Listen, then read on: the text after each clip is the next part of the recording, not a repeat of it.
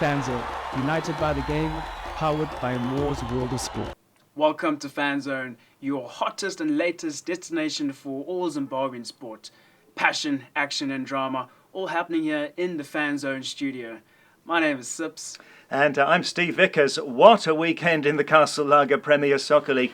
New leaders Simba Bhora are on top. Moors lose their long unbeaten run, and controversy at Mandava Stadium. Dynamos walking off the pitch over a disputed penalty. That's the second abandoned match of the season.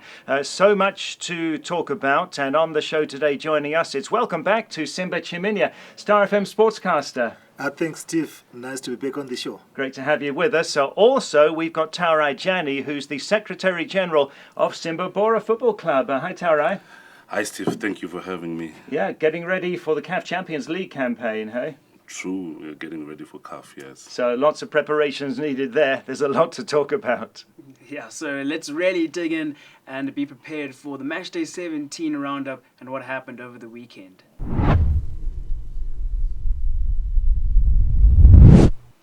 Alright, so Matchday 17 was definitely an interesting weekend of footy, drama, action, controversy. But the first match we want to take a look at is FC Platinum versus Dynamos at Mandava Stadium. Steve, walk us through what happened in that game and why it ended in such a controversial tone.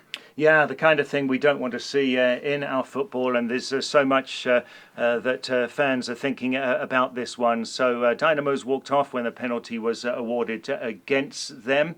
What happened there was that Emmanuel Jalai was tussling with Oscar Bebe, the FC Platinum winger. Bebe pulled Jalai's shirt as the two went down in a tussle for the ball, then almost climbed on top of Emmanuel Jalai, who then tried to play the ball and hacked down Oscar Bebe. The referee ruled that was a foul, but the Dynamos coach Saul Chamanuka felt that there should have been a free kick given in favour of Dynamos for the shirt pulling, and he was livid afterwards, was Saul Chamanuka, and he said it's not fair. If they decided to continue, it's not going to change the situation. But there's been widespread condemnation, Simba, that is not the way to protest if you think that decisions go against you. Yes, indeed, Steve. For me, I think when you look at it, Dynamos are in relegation zone, and nowhere have you ever seen a decision being overturned. And for them to walk off the pitch, I think it's just because emotions were running high, and they did that at a time when we want our football to be clean, no disputes and all those things that puts football into disrepute. So for me, I thought there was also supposed to be a voice of reason, even from the Dynamos executive, if they were there, to order the coaches to say continue with the game. Because at the end of the day, we have seen what has happened before, that FC Platinum are going to be given that match on a 3-0 scoreline. And look, Dynamos, they had scored one goal. They scored it in the first 3 minutes, and there was a possibility that that penalty, if it was going to be taken, it probably was going to be saved or missed.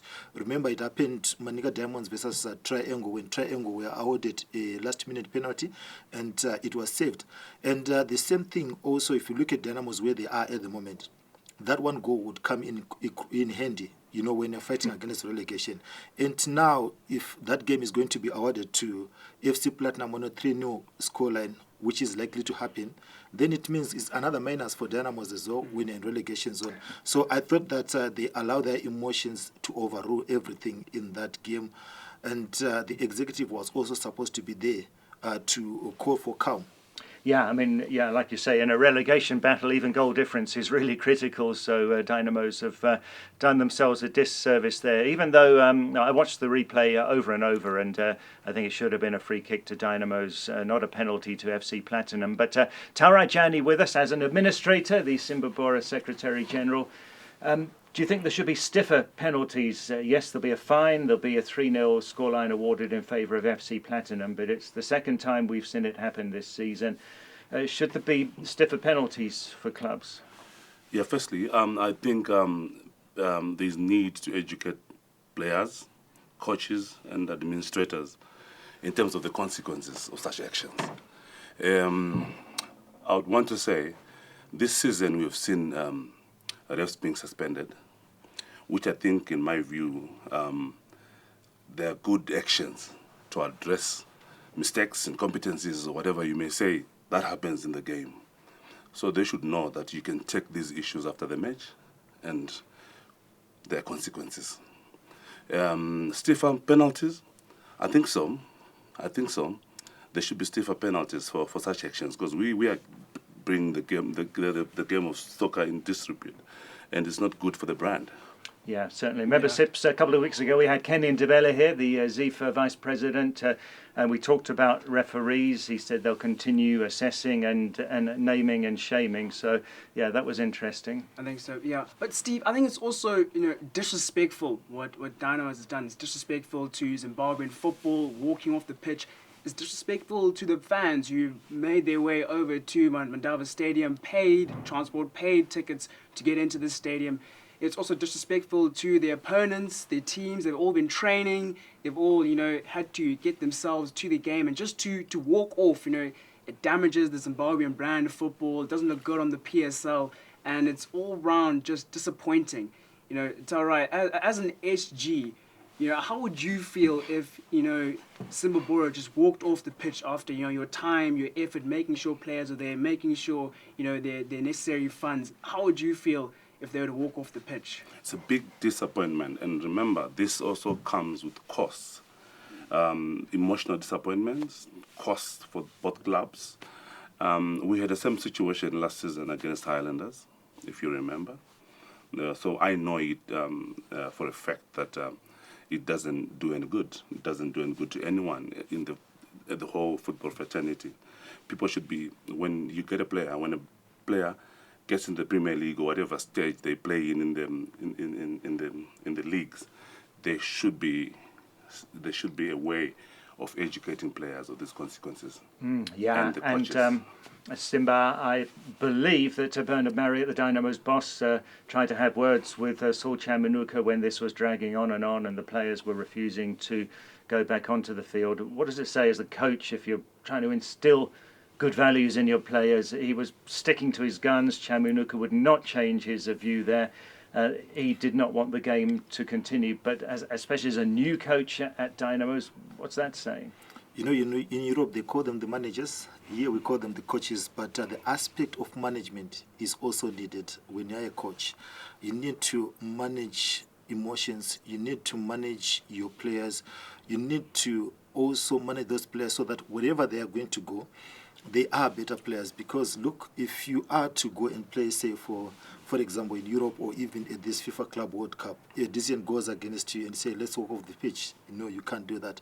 So I think he should have done better there in terms of management as a coach. He should have done better. And I was also looking at even the referee of the day himself. In terms of managing the game, I thought you also needed to have done better. And if you look at the curricula of the referees also, there are moments that you are tasked to use your own discretion on certain incidences when such things happen, because you're supposed to have been closer to the action and knowing, the situation that is there.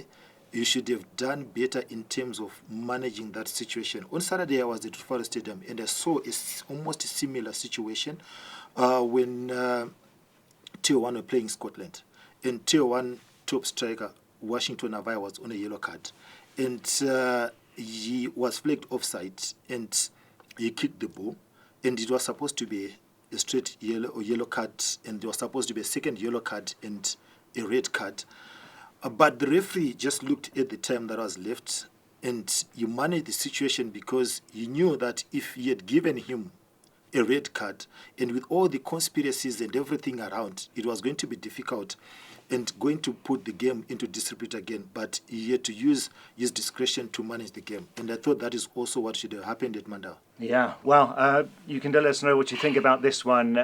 We could talk about this all day, but you can post your comment and have your say. Yeah, but the next game here was Moors, who have finally been beaten, and they've had their first blemish on their record, and it's all due to Ngezi Platinum.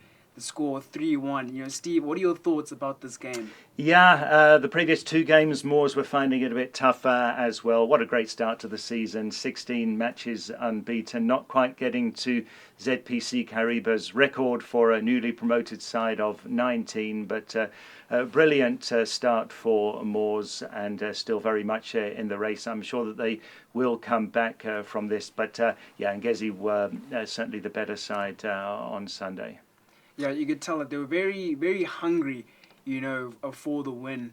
And, as you said, it proved, the better side on the day. They were hungrier, and Moors have struggled the past couple of days. But it's interesting to think that, Ngezi were the team to beat Moors and, break their streak. They've had a very erratic season. Match day 16, which was just last week, Wednesday, Thursday, they travelled to Bulawayo and they lost 1-0 to Chicken Inn, of all teams. And now they come back, fast forward to Sunday, and they're beating Moors 3-1. Like, no other team has put 3 goals on Moors. And so, it's interesting to think of that way. Yeah, but they're a strong team. Also, this is where Moors were playing home games at the start of the season as well. So an away fixture, but a ground that they know very well. But on their day, Ngezi are a really strong side. I think they're probably still edging into the title race, possibly, Simba? Yes, indeed, and it was a difficult game when you look at it from Moors' side, because this is a Marsh West derby, and like you said, that they at some point used the same stadium. And the guy who changed things, Ashwin Karingeja, you remember the goal that he scored against Cape United at Faro Stadium from a distance, and the same thing again, getting a goal from a distance, and Aubrey Chirinda getting also another cushioning goal, having scored the first goal again. So you'd think, and Ngezi Platinum coming from that defeat to Chicken Inn, and they seem like to play that game like their lives depended on that one. And also for their coach, they are not really far off the mark. And as the former champions, a lot was expected from them. And they really turned up for that game. And it seems like Moors, they were stretched a bit, energy sapped in that win over Cape United in the midweek. And when they faced a supercharged Ngezi Platinum Stars, the answers were few to come. Yeah, it's an interesting title race, fascinating. So Simba Bhora are on top. Taurai, tell us about your win, 1-0 away to Yada at the Hart Stadium. Not an easy place to go. It's not an easy place. It was a very difficult game. It's one of the most difficult games I've seen this season for Simba Bhora. I think we sailed through because of character. We are the defending champions, so it has to show. I think it showed yesterday. Sometimes you don't play a good game, but you grind for results. So that's what happened yesterday. Yeah. A goal from a set piece, free kick from Sasha. Bless him, Moyo. It was a beauty. And that's what champions do sometimes. They get to 1-0 wins that helps them on the way to a title. So CAF Champions League kicks off in August, most prestigious competition for clubs on the continent. Simba Bhora representing Zimbabwe. How are the preparations going, Taurai? I would say so far so good. So far so good, but it's never easy. And remember, as a club, it's our first time. Things are moving so fast. A new club from Shamba being the champions, first time from Marsh Central. Now we're going to CAF, first time. So we're trying to put everything together, but it's not easy. And we hope will be visible and represent the country well. So a massive disadvantage, you can't play home games at home. Even if we did have an approved ground in Zimbabwe, it would be the National Sports Stadium, not Wadzanai in Shamba. So we haven't got the draw yet, but would you do like Dynamos did last season in the Confederation Cup? They played Orapa of Botswana and played home and away at Orapa's home ground. Would you be prepared to take such a disadvantage there? Yeah, that's a big talking point for CAF right now. It does not give us advantage in terms of support. It also gives us a disadvantage in terms of the finances. It's quite costly. Obviously, we have no choice. We can't choose. We have to play out of Zimbabwe because, as we speak officially, we do not have a venue that is suitable for CAF matches. So we have been advised by ZIFA that we should look for other alternatives, possibly in South Africa, Zambia, or Botswana. So yes, we are on a disadvantage, but we don't want to look at that. Right. No, so it's two knockout rounds before we reach the prestigious group stage of the CAF Champions League. July transfer window is just around the corner. Joel Lupatla doing really well now as a Simba Bhora coach. Is he eyeing any signings, Taurai? Yeah, true. We have spoken about that. Obviously, he wants to make sure that we are stronger going into CAF. It's different. If you look at our history, as a country, we haven't been doing well in CAF, only for Dynamos, which went up to the semi-finals, and the rest we have been struggling. So you sit down and say, this is the record, this is what is there for the past 10 to 15 years. What can Simba Bhora do? So obviously adding more players for CAF is one of the points that we're talking about. And as we go to CAF there, size matters. Right. Yeah. So yeah, we need to look for players that represent us, that well built, with size. Because North Africa there, in case we go there, in case we reach there, we need to represent ourselves well. Yeah. And you're entering into CAF, but you're also still in the PSL. So the calendar for Simba Bhora and the fixtures are going to get a lot busier for the players, a lot more demanding. Do you think that it could maybe negatively affect performances in the PSL, or are you certain that Mr. Lupatla has got it all sorted out? I wish I could say on his behalf. Okay, but yeah, it's quite tasking. We are in the Premier League. We're going to CAF, and I hear also there's a ZIFA Cup coming. There's also a Chibuku Trophy coming. So it will be very busy. So we need to add character and personalities that can endure the fixtures. Yes, it can be disadvantages. From experience, I've realized sometimes when you go to CAF, you end up having games in hand. We don't want that. We just want to finish the weekend with everyone playing and see where we stand in the league. We don't want that. But the good thing is we are aware of the challenges that we're going to face. So I hope it puts us on a good pedestal in terms of how do we handle the challenges. And then also looking, because it is the first time, as you said, Simba Bhora is entering the CAF Champions. Are there any particular worries that you feel going into the CAF Champs as the SG? Is anything you're concerned about? Yeah, I would point out in terms of I feel when you represent the country in CAF, you're a what do you call it? A quasi-national team, isn't it? We are a quasi-national team, and you represent the country. You carry the flag. You're the ambassadors of the country. I feel like as much as CAF gives us something for the preliminaries, it's not enough. The cost $50,000. Yeah, $50,000 is not enough, because a cost for the match in Zambia and Lusaka would be $100,000. So we'll play maybe how many games?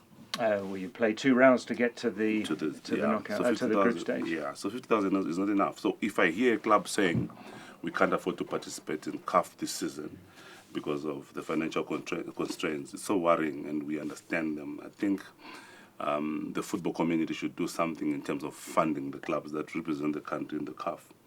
In the CAF Confederation, whether it's ZIFA, whether it's the government, stakeholders, we need to come together and help the clubs that represent the country. So financially, we're feeling the pain. Well, it's prestigious stuff, especially when Dynamos got to the final in 1998. It was great for the nation. Taurai, we really do wish you all the best. Thanks for the insights. So, tall striker, tall defender could be on the shopping list, and all the best. On a lighter note, Steve, there's a World Cup. What is it called? World Cup in America. FIFA World Cup. Yeah. So I just recently realized that if we're going to win CAF, we can represent Zimbabwe 2029. Yes.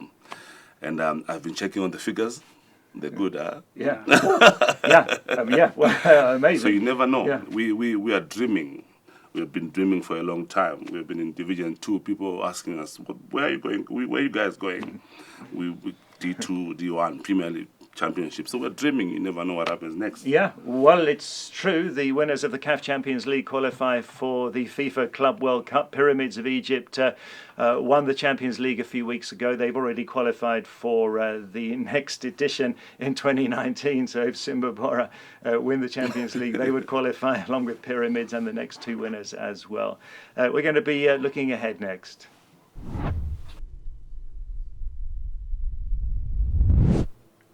So after what was a very exciting match day 17, looking ahead to match day 18, we've got a scintillating lineup of matches going on. The first one looking at is FC Platinum versus Simba Bhora. Steve, what do you think is going to happen here? Yeah, that's going to be a huge game because the match was abandoned against Dynamos, but FC Platinum were absolutely bossing that second half, playing some beautiful football, playing a beautiful passing game, long periods of possession, and looking really good when they were coming forward, just that they wasted a few chances, especially through Oscar Bebe. So, Taurai Janhi, Secretary-General of Simba Bhora, this is going to be a tough game for you. Definitely. I hope the fear of the Platinums won't grip us. You were talking about Ngezi beating Moz the other time. Ngezi they're writing their own story. I want to speak about Ngezi before we go to FC Platinum. They're the ones who beat Scotland. They handed the first defeat to Scotland, and now the second one to Moz. And we never know what will happen in the second phase.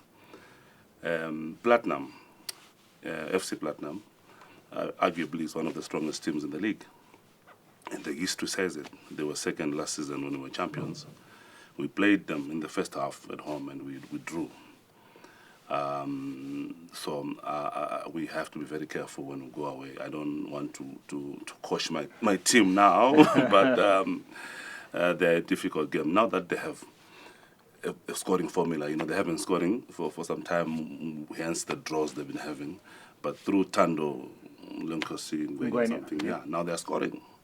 And for sure, we have to be on top of our game. Yeah, so yes, I'd probably give that a narrow home win to FC Platinum. Taurai wouldn't want to hear that, but I think I would fancy their chances there. Steve, football will kill you. No, I'm not sure, Steve. I think the Simba Bhora on a very good streak. A hat-trick of wins after they win against Yada. And 6 unbeaten match days. I think I'm going to give it to Simba Bhora, a 1-0 win. Yeah, I'll give it 2-1 to FC Platinum. Interesting. But the next one that we have coming up is Caps are going to be taking on Greenfield. And we're seeing like a resurgent Caps, Simba. A couple of match days ago, they were sitting in 15th. They've now risen to 11th. And maybe on this form that they can find themselves mid-table. I don't think quite at the top, but mid-table would be a good finish for them. But this game, Caps versus a struggling Greenfield, what are you thinking, Simba? Yeah, I think you look at Caps United, yes, of course, you might say that they are no resurgence because they managed to win this past game against Kwekwe United. But then when you find them against formidable sides, they also tend to kind of struggle, the way that they struggled against Moz. But they are playing against a team that is down there, team that is not doing well, low in confidence after the 5-1 defeat to Triangle. So you'd give it to Cape United that they are going to win it. And the last time that they were here, Greenfield against Cape United at Faro Stadium, they were beaten, I think, 3-1 or so last year. And the then coach, Rodo Hlakama, was fired. But there's also a big possibility that, when they are going to play this weekend, Greenfield will be having a new coach and a shake-up in the technical department. So you might give it to that. If there is a shake-up in the technical department, the new coach would also want to start on a winning note, and the players would also want to play for the coach. So it's not a given that, if those things happen, Cape United are going to have it easy against Greenfield.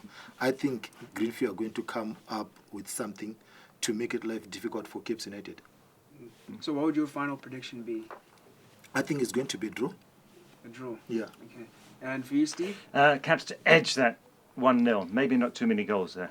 I think Caps will be very dominant with a 2-0 win. But hopefully we have a really good weekend of footy. And hopefully No matches being abandoned, unlike last week. Yeah.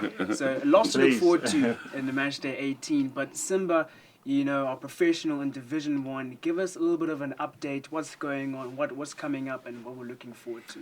So the movers and shakers in the Northern Region Soccer League, new league leaders, Ngombera back on top. They managed to win their game against Shamva Minor, so they are back on top, 5 points ahead of second place, Black Rhinos. Of course, Black Rhinos moving into second position. Agama, who occupied the top position from last weekend, they are now down to third. And the movers and shakers, the coach of Agama, who was the coach rather, Arthur Tutani, is tendered his resignation during the past week, and rumors are there saying that he might be going to FC Oden of Chinoi. And then you go to the Central Region Soccer League, you have Shisham. They managed to also increase their gap, 3 points ahead of Hard Rock. They won 2-1 away to Tongogara, and then Hard Rock, they were held to 1-0 draw at Gwanda Pirates in Gwanda. And there is rumor that Hard Rock wants to break the bank during the mid-season transfer window and bring in top players from the PSL. So we just wait to see in July what's really going to happen, because they are 3 points behind. And you go to the Southern Region Soccer League, and you have Blower Chiefs still on top, and Nkai United, they are now in second position. And Blower Chiefs, Wanke dropped to third position. They lost 2-1 to Boso 90. And Rodos Lakama is on his way out of Wanke, and probably this week we might be seeing joining a PSL club. And also you go to the Eastern Region. Tenex had taken the top spot during the past weekend, but now after playing FC Hunters, they were beaten 1-0, and Hunters are back on top. Clifford Jairo, his first win for FC Hunters after taking over from Johnny Kadzino, who went to join Blower Chiefs.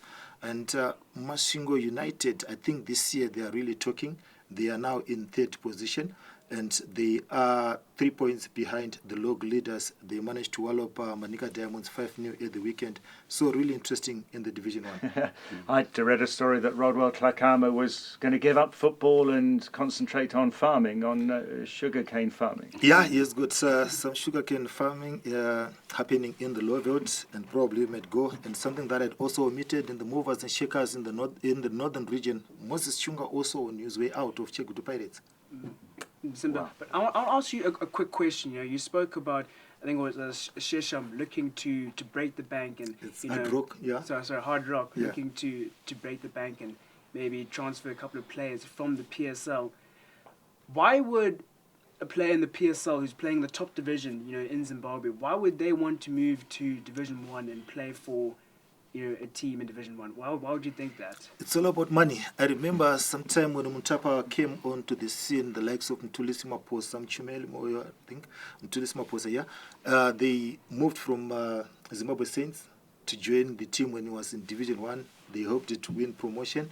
And you also saw last year the likes of Ronald Fumbidzai coming in from South Africa. He joined Scotland. And it's all about money. When they present to you the plan that they have, the blueprint to say, if you bring in, say, 4 or 5 top players who will be playing in the Premier League next year, you said, let me go. Because it's all about money. And look at the stadium that they're building also. I think it will be one of the best stadiums in the country. So it's the money that is talking. Wow.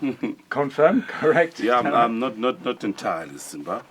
The player also looks at the future. Yeah. Right. You need to see whether the club you want to join share the vision with what you want to do. With the same scenario where Webster Gita Tafa joined us when went from Caps United to Simba Bhora when we were in Division 1.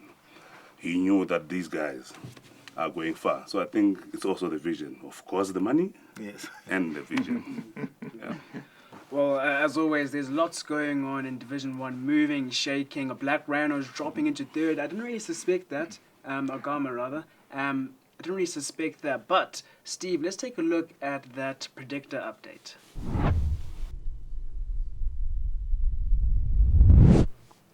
So match day 17 definitely provided an exciting predictor update. Our two favourites are Simba Bhora and Icon 505 swapping positions. Simba back at the top. Icon 505 drops into second, but with just 4 points between the two of them. Really good contest between those two. But a new top 10 person who has come into the spotlight is BBM Groups, who's in 8th, who's come from a 15th, so a really good jump for BBM Groups. But also just well done to our top 5 who have been very consistent, Icon, Pacey, Kumo, as well as Savino, who's done very well. So guys, enjoying the Moors PSL predictor. I know Steve has joined in. He's having a very good time there, but head on over to fanzone.co.zw and have a good time in the predictor. Yeah, I nailed it, Sips. I got my joker correct this week. I got a Caps 2-0 correct scoreline over Kwekwe United. 20 points for my joker. Ooh.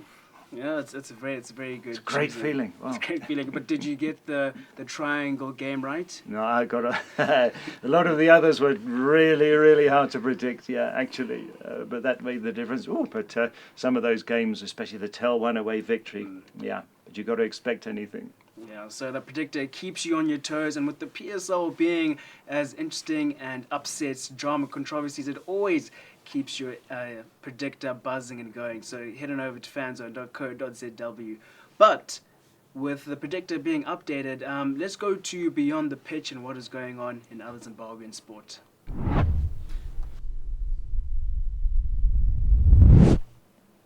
So our Cheetahs travelled to Mauritius, where they had a very good tournament in the group stages, breezing past Madagascar, Tunisia and Mauritius. We then got to the semis, where we had to take on a South African A side, and we narrowly lost 19-12, but we did walk away with a bronze medal after beating Kenya 21 points to 19. But Steve, it was still a good outing for the Cheetahs. It would have been really good to beat South Africa, but I guess it's one of those things. Yeah, we know one of the powerhouses. We are one of the strongest teams in rugby sevens on the continent, but we're always wary of other teams that are coming up, even the likes of Tunisia. They're getting better all the time. The big question was, when were we going to face South Africa's Blitzbokke, because there's no way that we can really handle them, even though it was the second team for South Africa, but they were always going to be just too strong. So group stage all good, 3 wins out of 3. Ghana in the quarterfinals, that's all right, but then South Africa was going to be a bridge too far, and the draw gave us them in the semis rather than in the final, and okay to win the 3rd place match as well. I don't think the preparations were the best. Ricky Chirangende did his best. He picked some of the 15's national team players as well, but it wasn't a very long camp, so we might say that that's what we could have done better there, but that's roughly where we are. We're former champions 2018. Well, Gilbert Nyamutsamba was the coach back then. Could have been a little bit better maybe, but you can't expect to beat the Blitzbokke, Sips. Yeah, they're definitely a strong side.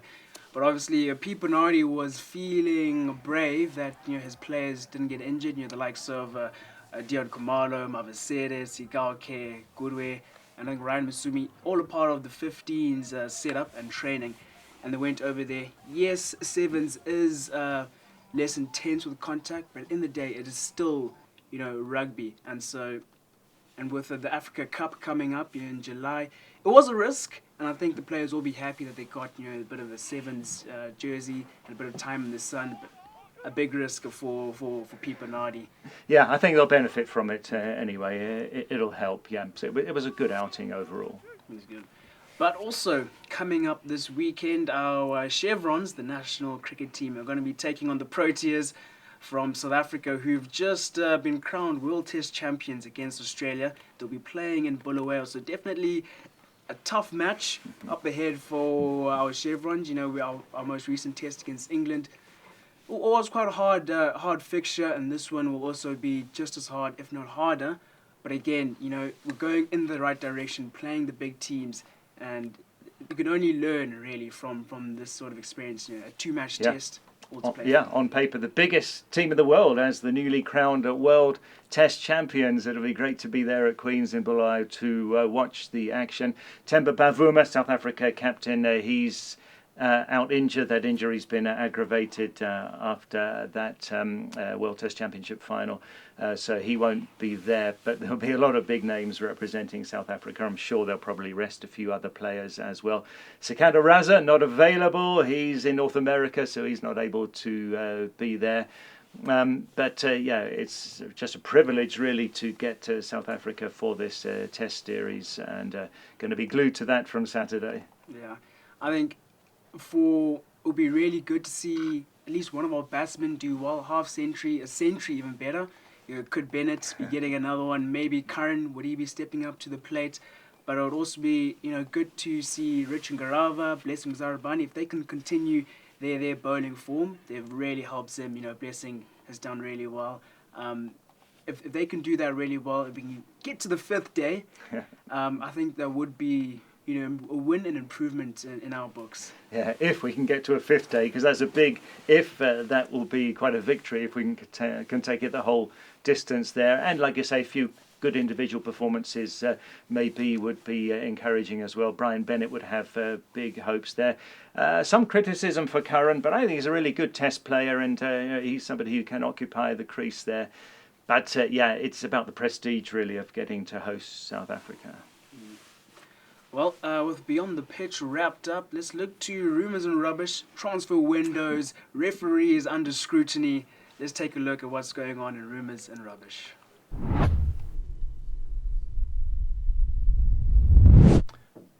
So, over the weekend, FC Platinum played Dynamos, and the centre referee, Kedasani Dirwai, is under lots of scrutiny after a call for a penalty was awarded, and Dynamos not happy. They walked off the pitch, but he's also the same referee where Scotland and Chickenin they played their match, and again in the last minute of the game awarding a penalty in favour of Scotland. And so fans and pundits are saying, hey, look, this Kedasani guy, is he what we need in the Zimbabwean refereeing system? Because 2 of his matches have been abandoned, Steve. Yeah, I mean, I see this more as a narrative than a fact at all. Yes, it did happen in both games.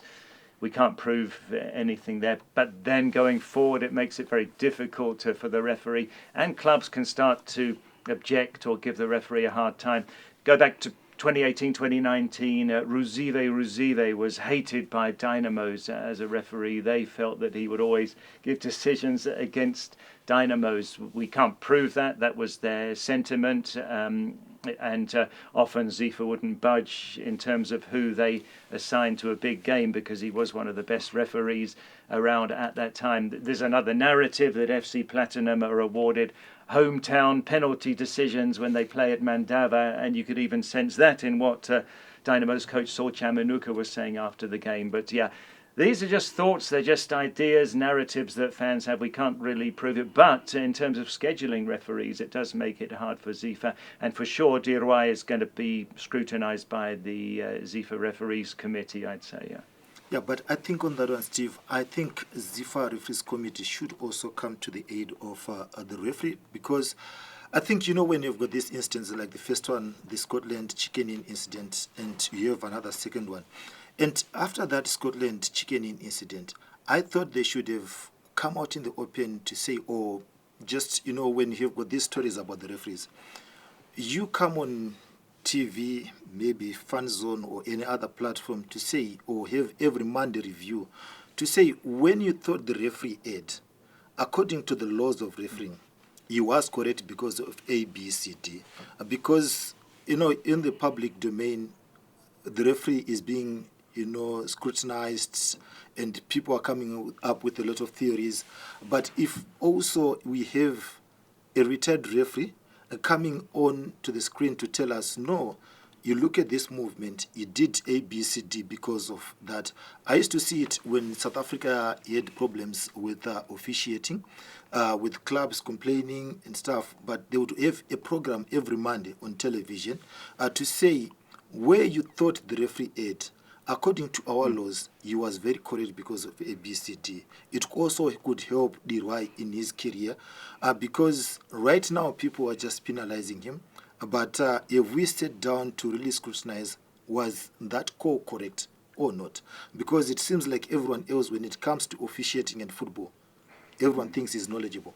Yeah, so Taurai, can you as a club say we don't want this referee or that we don't like this referee? No, there's no way. According to the rules of the game, there's no way that you can say that.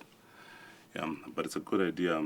I was thinking wildly now that maybe every Monday we should just do a program, the accuracy of the whistle, something like that. It's very important because we need to be educated. Sometimes we complain against decisions by refs in a match, but on a Monday when you review the videos, you realize this was correct. So I think for benefit of doubt, as Simba is saying, the associations should come on and handy and help the referees first for the benefit of doubt. And then after reviews, people can just put their judgments on what they think could have happened. Yeah, so communications would help, yeah. Definitely. But I think also ZIFA and the PSL board, they haven't really helped the situation. We still are yet to get a final say from all the way back at the Scotland versus Chickenham game, which is match day 12. We've just had match day 17 now, and so there's no authority, there's no punishment, there's no pretty much authority going on. So teams now can just walk off the pitch, intimidate the ref, get in their face, get the match abandoned, and nothing seems to happen. I think that the PSL board, they really need to sit down and have a proper discussion about this, because now teams can use this as a strategy. If a penalty is awarded, just get in the ref's face, intimidate him, get the match abandoned, and we can try again next weekend. Yeah, I don't understand why it takes so long for a committee to sit and make a simple ruling. Yeah, I think they're too conservative, in that era where you just go back and type a statement and release this to the media. No, at times you just need to be swift, because the era that you are in, the longer it takes, the more you are complicating the issue. Because right now the clubs are thinking, if we just abandon the game, that's the best for us. Whatever happens, the game of football is disrepute. Yeah, two matches being abandoned in a short period of time like this is a red flag, especially for the associations. This is the time when they have to sit down and say, how do we avoid future abandonments of matches, and what measures can we put in place so that we improve in terms of these controversies that are coming out from the referees. It's high time they should do that, and we should see action as clubs. Yeah. So a lot of rubbish coming out, Keresani in trouble, but Simba, you have your ear to the ground. Transfer windows coming up in the PSL. Are there any maybe coaches, players who might be transferring or moving? Yeah, of course, lots happening in the eastern part of the country, because you look at the results. Greenfield being walloped 5-1, and after the match you could hear the sentiments of the fans that they were not really happy. 2 goals in the first 10 minutes, and obviously something is going to happen, a shake-up is going to happen at Greenfield. And look at Manica Diamonds, all those players in their team, and things not going well. Last weekend they lost to Bikita Minerals, so I can bet that, by the end of this week, we are going to hear something having happened at Manica Diamonds, because being 10th position with all those players, something is going to happen.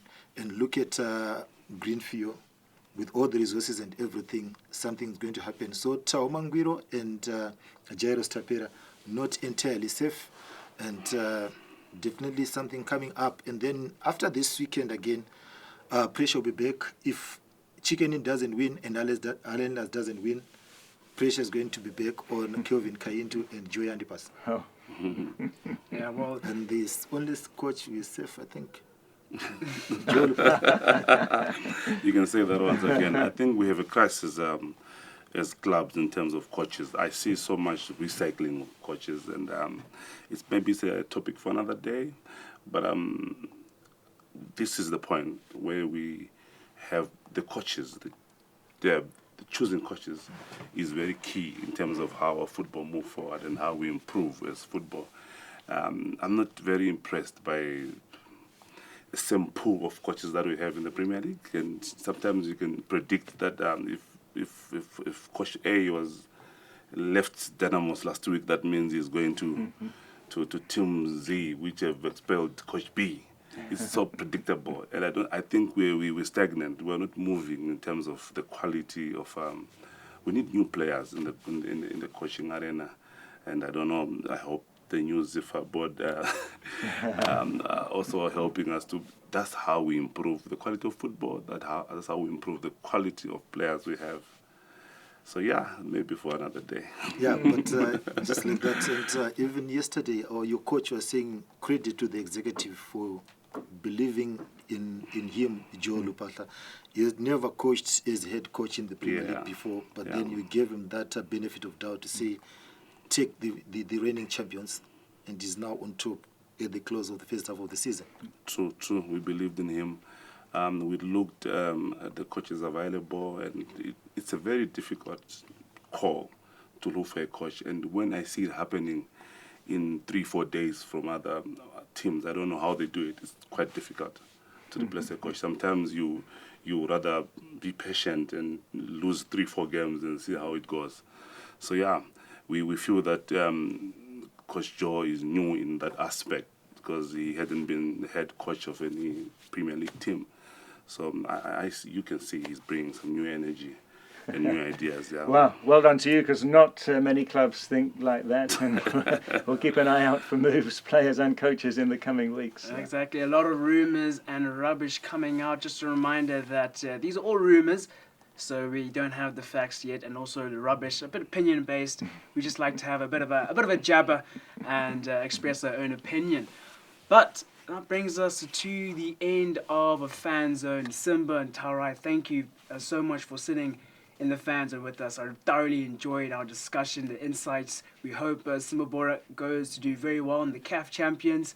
I hope you're able to find a venue, Taurai, and good luck on that journey. Thank you, Sips. Thank you very much. It was good having me here. Yeah. Well, if you enjoy this sort of content, make sure you subscribe to the YouTube channel, turn on the notification bell so that you are told when we upload. Head on over to fanzone.co.zw. There are daily sports articles at your disposal about PSL, about the rugby, cricket, hockey, whatever's going on in Zimbabwean sport. It's all there. Sign yourself up for the Moors PSL predictor on the Fanzone website and have a great time. But we shall see you guys in the Fan Zone next week.